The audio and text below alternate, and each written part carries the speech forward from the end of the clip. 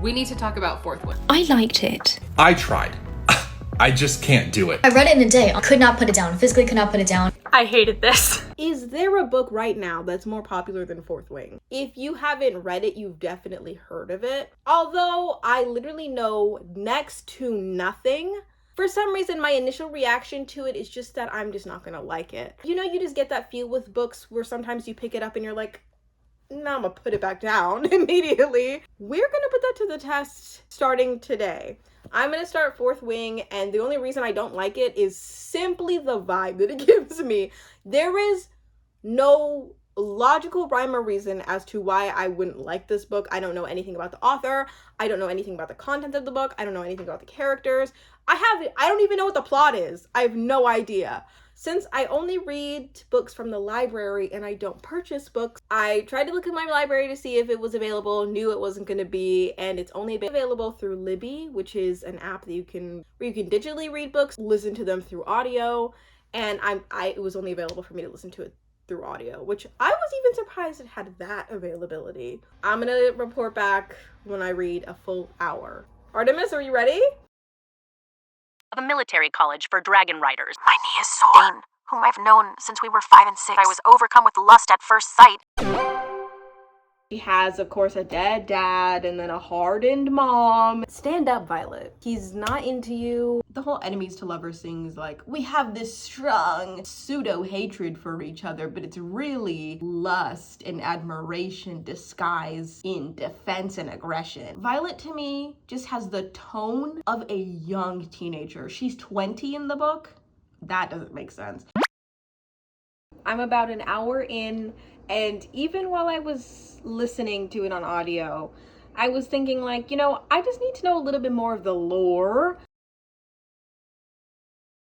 So I watched some TikToks, it got me all excited because it's fun. Like, fantasy is fun. It takes you into a whole new world. I will say that my attitude from the very beginning of like, oh, I'm gonna read this, we'll see what it's about, to now has lightened up like 10 shades, because now I'm like excited for the fun. Like, let's just like go into the story. Let's just fall into it and have a good time. So we have the main character, Violet.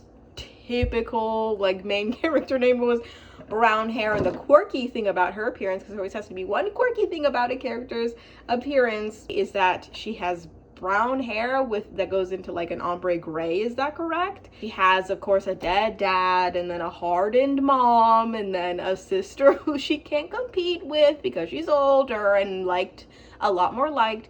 And then on top of a dead dad, she also, of course, has to have a dead brother that further hardens her mother. I'm like making fun of it, but I'm also having fun with it too. The like family dynamics are very much like, dang, well this 5'2" girl, which I want to say is somebody who is 5'0". For the 5 and below girls, we're getting our moment. So they're in like a writer school, and she wanted to originally be a scribe. They're in this like military college for war preparation. So then are we gonna like end in war? Is that why everybody's crying on TikTok as to why this is like gonna end horribly?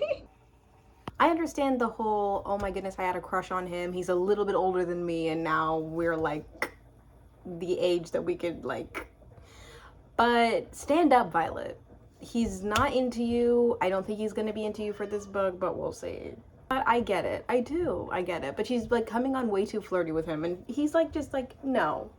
You will be tested by your superiors, hunted by your peers, and guided by your instincts. I was really excited the first part. Now I'm at the part where she's taking a little walk and then she sees Xaden and Imogen. Imogen almost killed her like a couple days ago. Xaden is just out to kill her. I am interested in a little bit of the story. It just is, the beginning was like really exciting, and then I'm kind of like,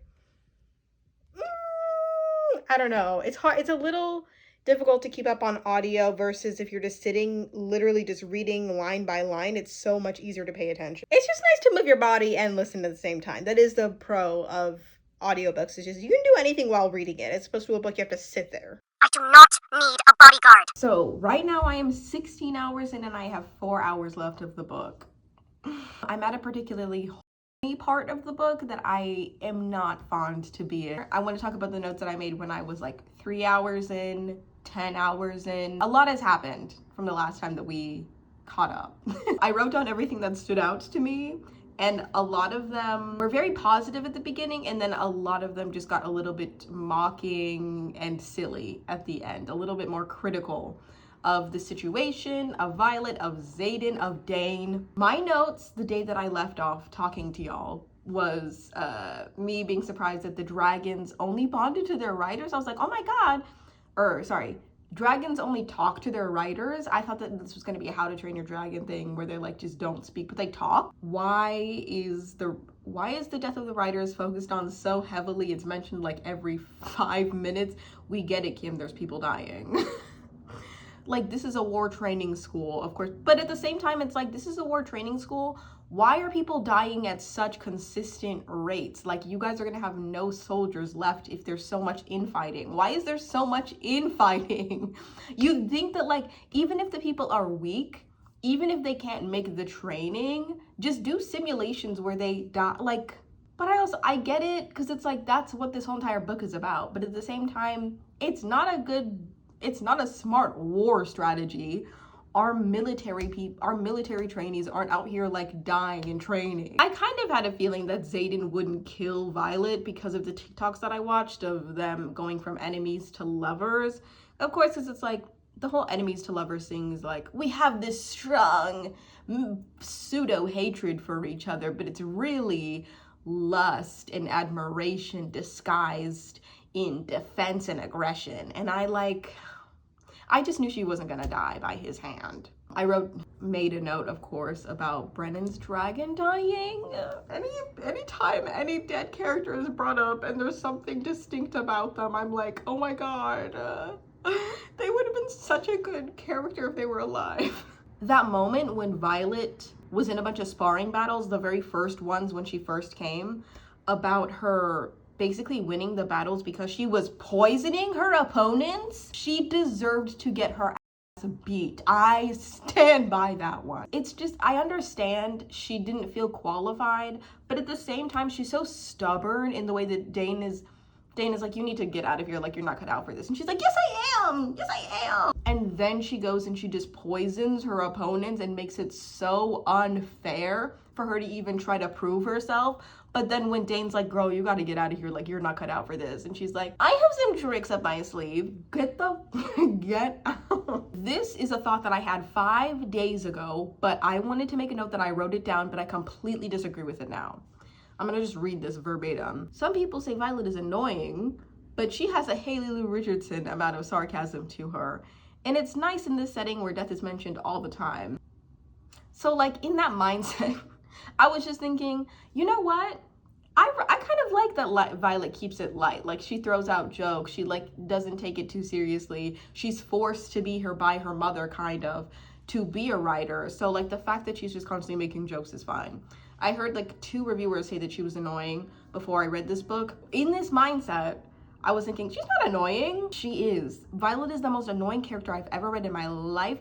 I will get more into my thoughts about her being annoying later, because clearly a couple days ago I did not think so. I made a note and said, Orly just died, which didn't come as a shock because every time we learn a character's name out of the blue, it's strictly for them to be featured for 2 minutes and then they're gonna die.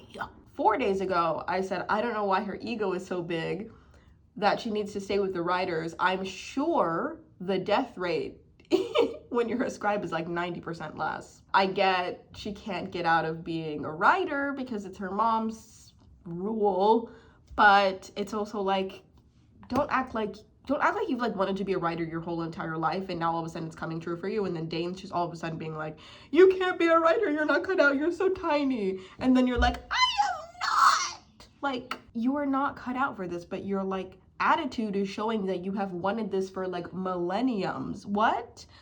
She's so headstrong about so many things, about whenever somebody like tries to provide aid for her, and then she's like, I don't even need that, I don't even want that, I'm strong. It's like, you literally, bro.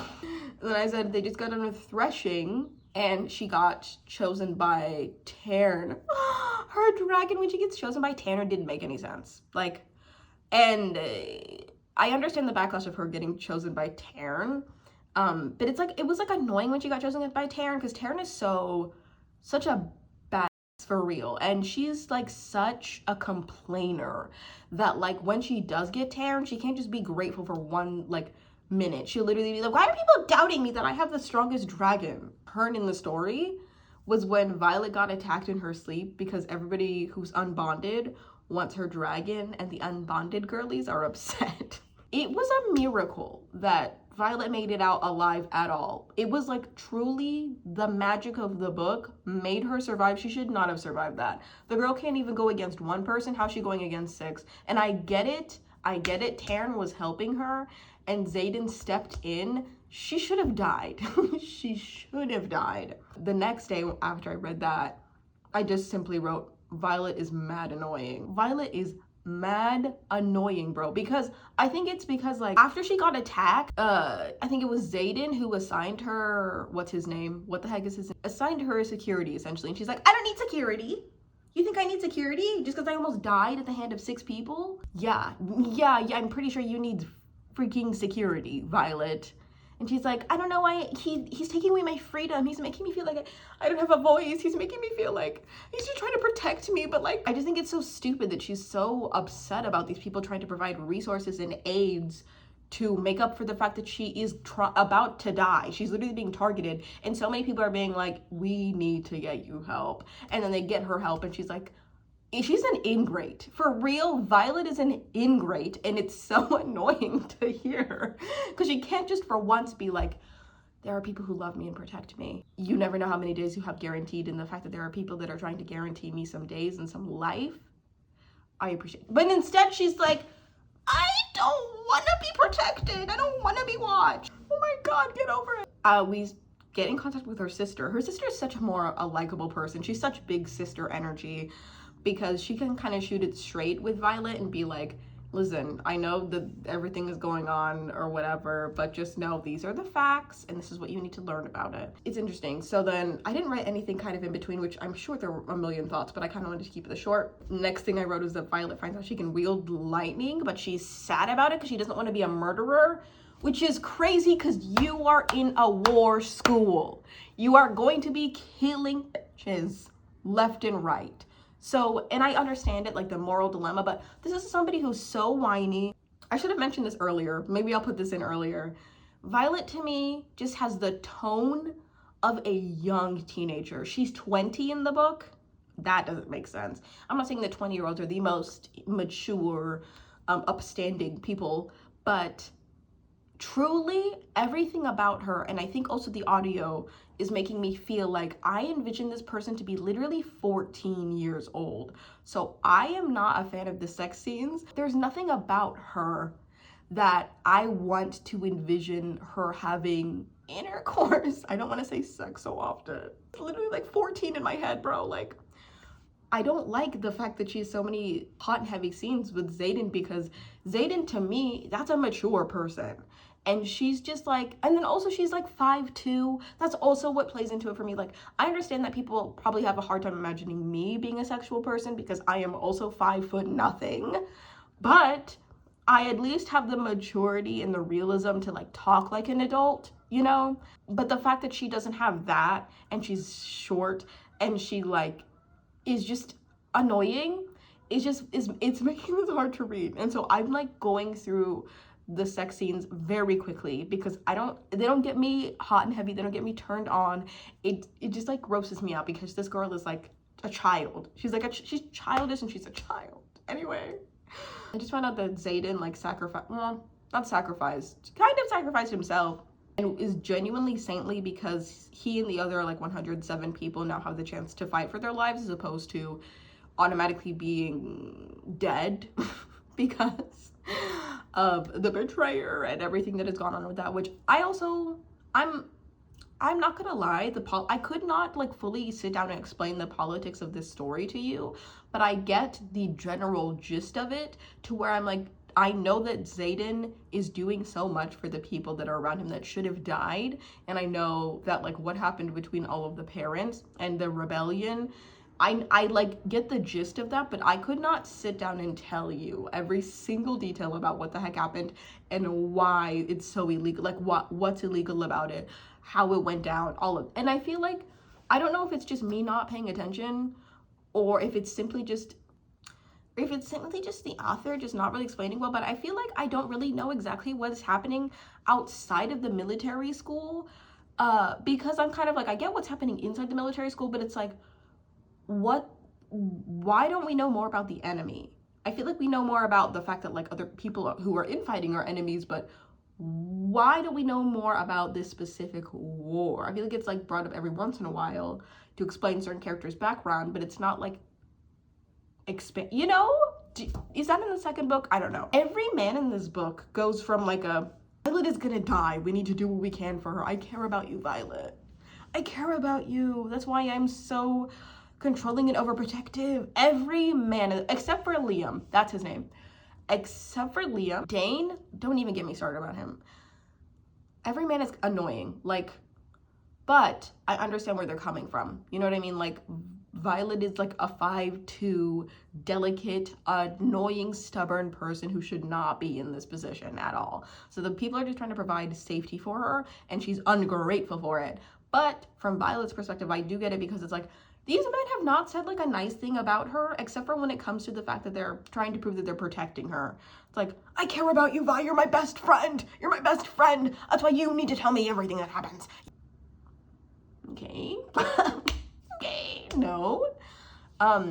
Dane is annoying. Xaden, they just made him like, I can see the girlies really loving Xaden, because he's the typical like, I'm masculine, but I'm also hurt and damaged because my parents died. I say things like, don't fall for me, right before we have sex. I hate it. I'm hitting this moment right now. I hope the book picks up these last 4 hours. Let's get it. Okay, so I just finished the book. What was I expecting? I don't know, but I was pleasantly surprised at the very shocking twist at the end. I'm gonna look at my notes of what I wrote down while I was listening to the last like 3 hours.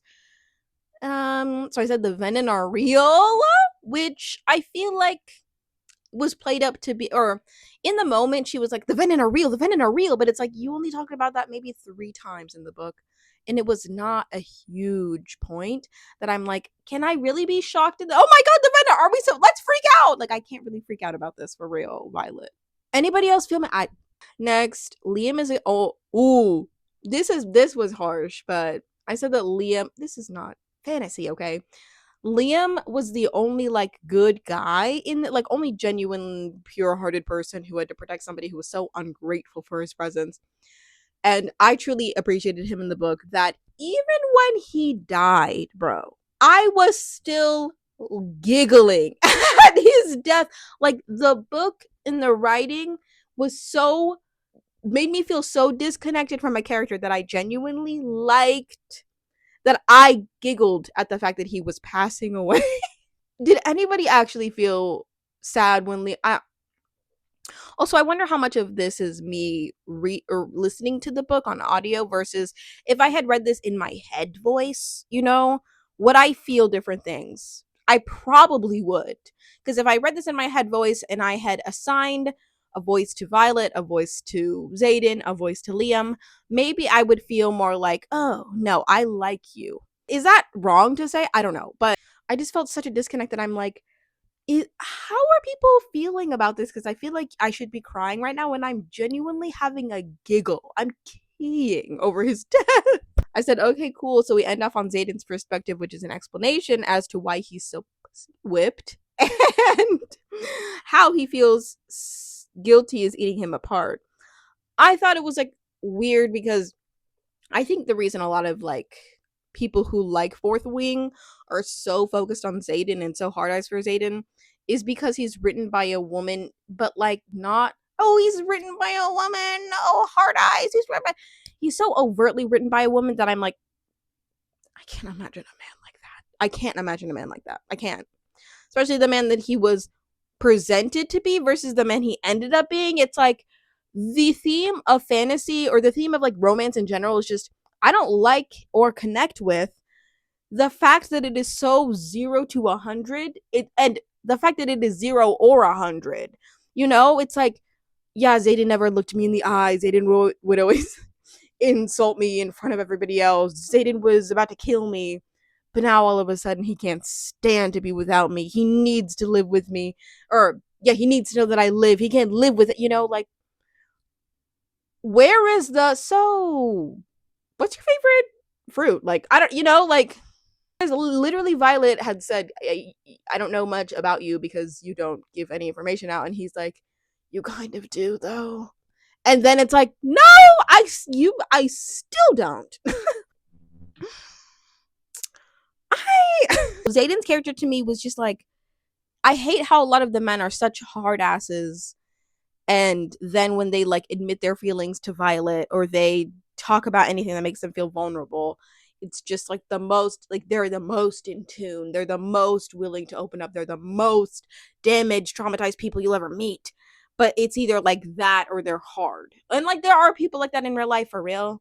But like it's just the way that they go about it. It's just like, and it is fantasy, sure, it's not real, but it's like, what? This is like an adult romance, but this very much felt young adult. Oh my god. I would have eaten this up if I was 14. No, 13. Even if I was 14, I would have been like, I have a feeling that young people, low teens, really enjoy this book, and they are why Goodreads is ranking this so high, because I cannot imagine somebody who has gone through life and reads this book and is like, oh my god, took my breath away. The most redeeming thing about this book is I do want to like mention the moments that I really enjoyed about it, because I did enjoy a lot of moments about this. Like, the most redeeming thing about this was the twist at the end where Brennan was alive. Oh my god! Oh my god, Brennan is alive? That was genuinely a shock. I did not see that coming. And I genuinely feel like I can predict a lot of things in books that are like predictable, but that one, And then the fact that all the people that you thought were maybe potentially bad, potentially have to kill you, potentially blah blah blah, were like ended up to be good. I maybe saw a little bit of that, but it's also kind of like still the rebellion thing and Brennan being a part of it, kind of entertaining. I did kind of enjoy that feature of it. The only reason this is conflicting to me is just because I know a lot of people have a lot of great things to say about it, and I want to so badly look at the bright side, and I want to see why this has been given like a 4 point something rating on Goodreads, and that's why I'm like trying to figure out like all the positive things I can say about this. But the truth of the matter is that I would not recommend this to anyone unless this is your cup of tea. I felt the need to kind of finish this and to like see it through just for my own like sense of satisfaction, and also I'm making the video, but like I did not like it, but I know that if you liked it, I respect you. I hope you get the amount of enjoyment. I hope you get a lot of enjoyment out of this. I hope that there's like a movie that comes out about this. I hope that I hope you don't hate me because I hate this. Like, rate, I give this a 2. I give this a 2. This was a journey, but it's not one I'll be taking again.